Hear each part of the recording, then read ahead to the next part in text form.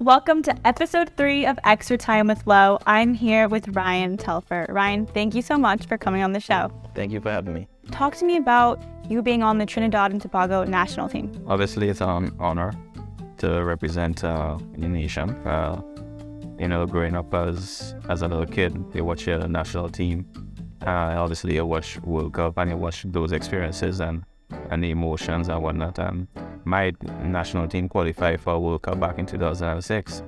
It obviously ignited something in me to you want to be in that situation when you get older. So, again, that first call up to the national team, it was a huge honor for me. I was so happy to just be a part of that program. And talk to me about your call-up. Where were you? Do you remember the moment? Was it the coach who called you? Talk me through that moment for you. Yeah, back in 2019, I was home. Back then, I was playing in the Canadian Premier League, and I was obviously doing great there.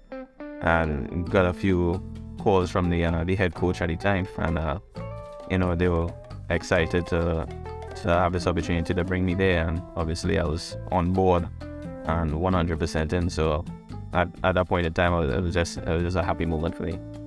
Awesome. Is there a message you want to tell, young players from Trinidad? I would say to them, just if you love something that much. For me, I'd love playing football ever since I was young. It was something that gave me joy, and it continues to give me joy. And if you love something that much, obviously it will give back to you in the future. If you weren't a professional soccer player, what career would you pursue? Funny you should ask that. I was actually in school for civil engineering. Oh wow, you're a genius then. I wouldn't go that far, but I was very studious at the time, and it was something that I looked into when I was looking for universities back in Canada, and that was the one that spoke to me. So at that point in time, I was halfway through my civil engineering degree, and then professional football team, and it was the day after that. What has been your favorite part about playing for and with Miami FC?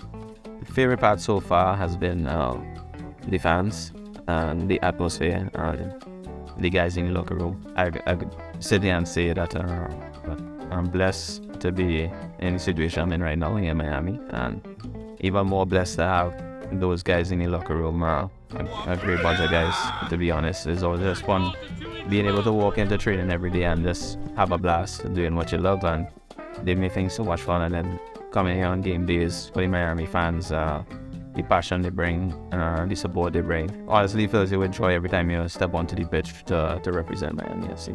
So let's dive in and talk about your professional journey. How old were you when you started playing soccer? I started professionally late.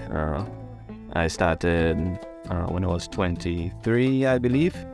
And that's when I was playing for Toronto FC too.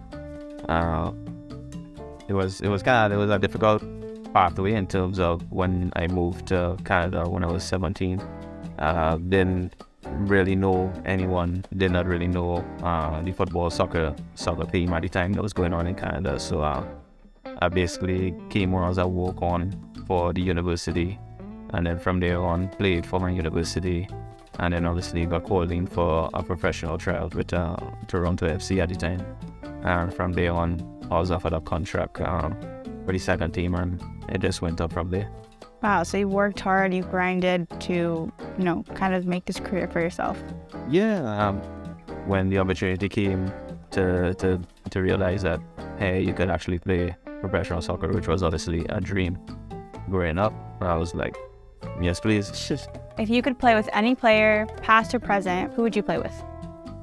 Past, I would say there would only be one, and that's Ricardo Kaká. I know everyone has a favorite player growing up, and that was mine. The way he carried himself on and off the field, the way he played, the style he played, it was something that spoke to me as a kid growing up. And I just remember going to one of the games when obviously he was playing for Orlando City at that time, but I went to one of the games, and it was a joy to actually watch him play live. And that was literally the year before I actually became a professional. So yeah, it was a joy just watching.